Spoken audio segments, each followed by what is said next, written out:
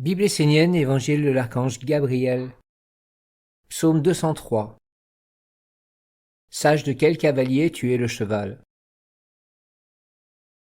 Aujourd'hui, l'homme est devenu un cheval auquel un monde, dont vous ignorez presque totalement l'existence, a mis des œillères afin que vous regardiez uniquement ce que ce monde a décidé.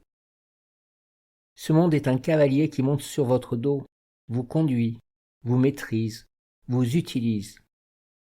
Lorsque vous ne voulez pas faire ce qui vous est ordonné, vous recevez un coup de cravache.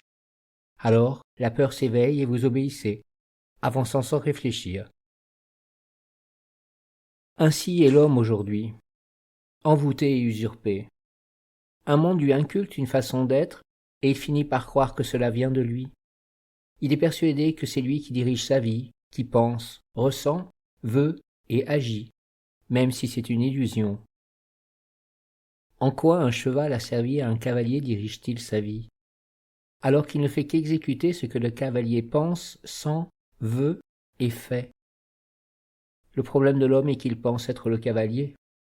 Il est empli de concepts, de croyances, il est même persuadé qu'il peut avoir de hautes pensées, qu'il est capable d'être créateur et de réaliser des œuvres dans la vie.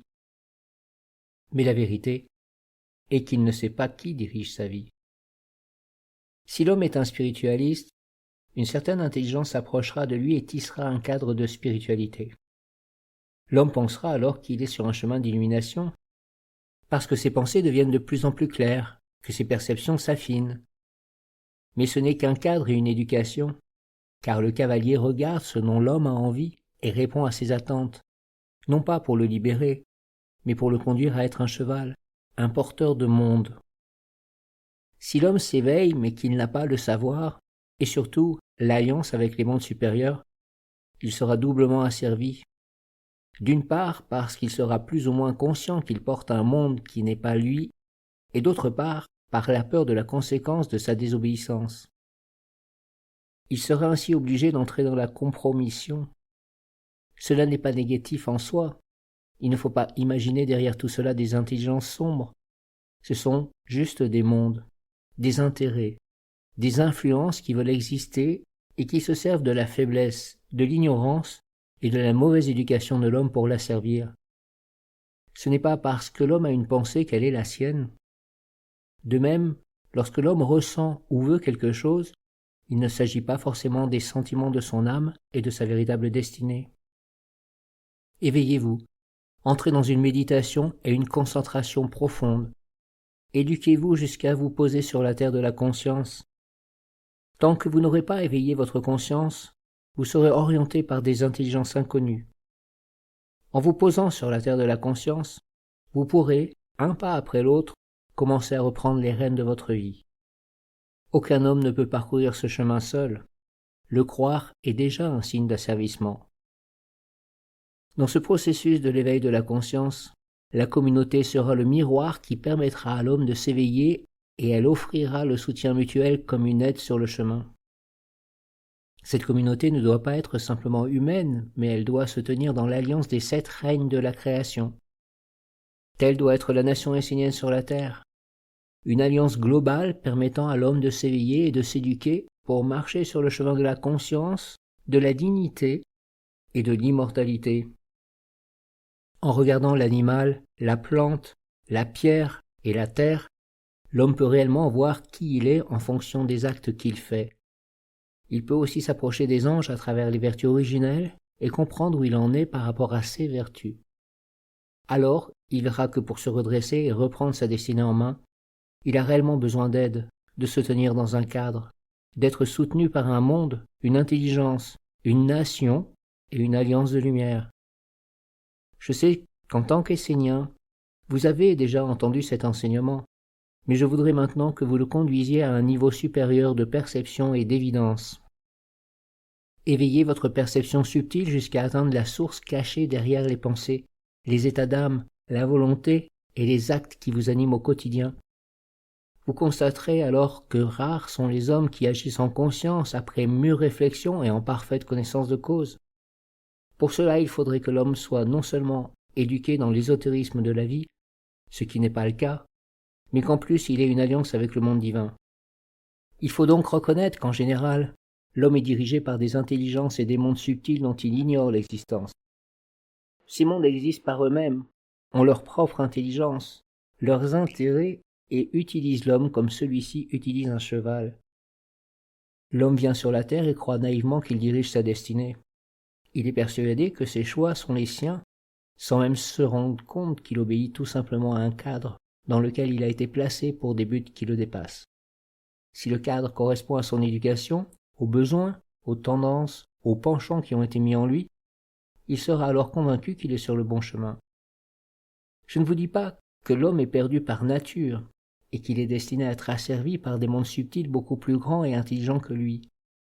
Je veux juste attirer votre attention sur le fait que tout ce qui s'éveille par instinct, dans l'inconscience, n'appartient bien souvent pas à l'homme, à son âme, à son être éternel. L'étude et la conscience sont la terre sur laquelle un enseignant doit s'appuyer.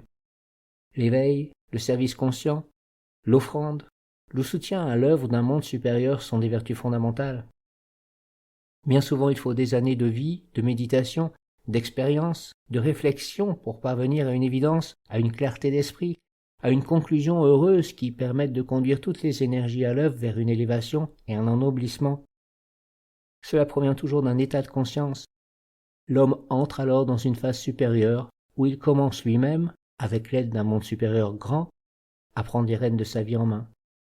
Si ce n'est pas le cas, ce sont des impulsions, des goûts, des couleurs, des impressions, des sensations, des rêves, des images, des pensées qui viennent et s'emparent de lui. L'homme est empli par des mondes pendant un certain temps, puis il passe à autre chose, il oublie. Rien en lui n'est stable, posé, intelligent, clair, ordonné, sage.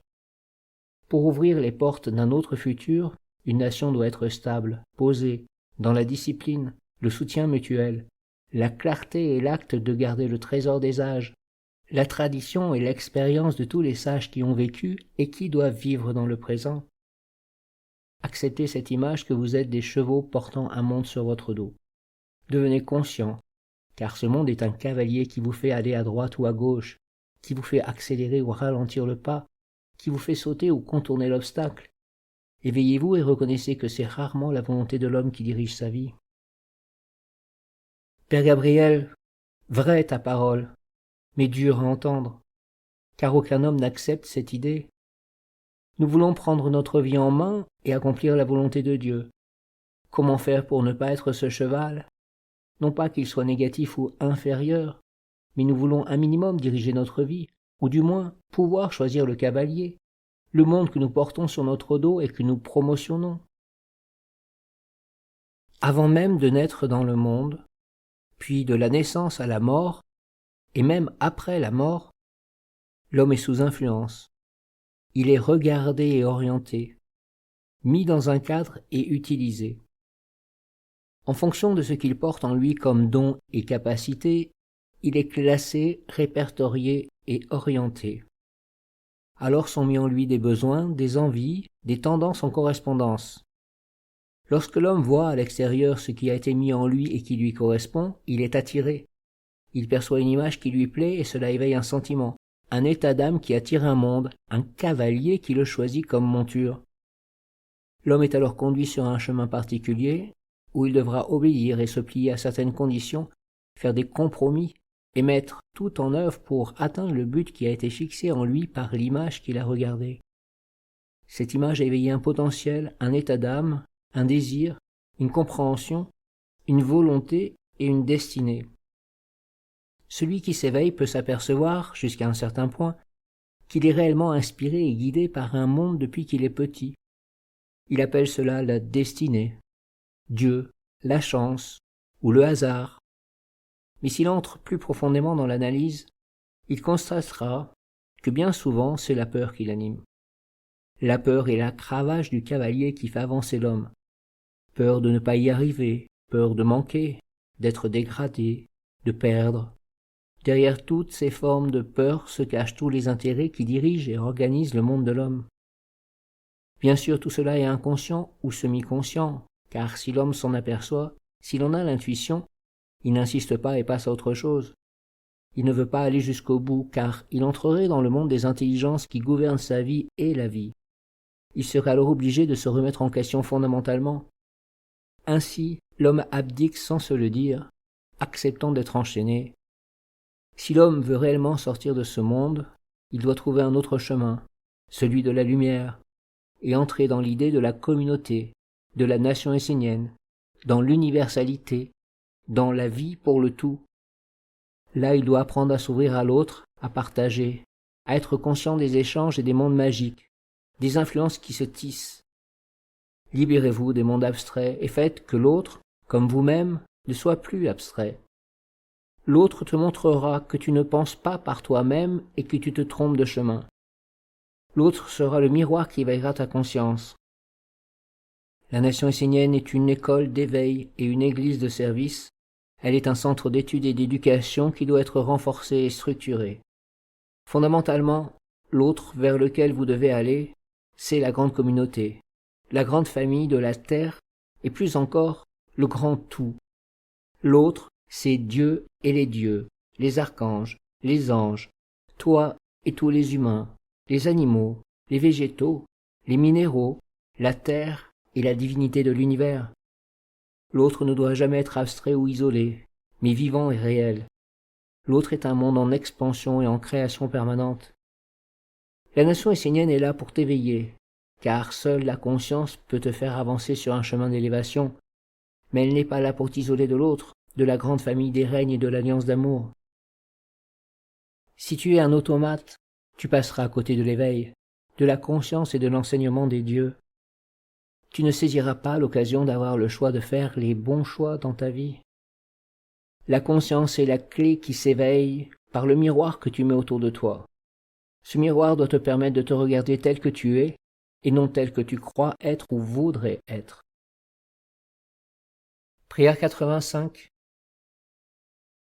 Père Gabriel, grand Dieu de la source, du fleuve et de l'océan d'énergie, je bénis la terre de la conscience qui me porte, et par l'eau de ton âme, je veux m'éveiller de la tête jusqu'aux pieds.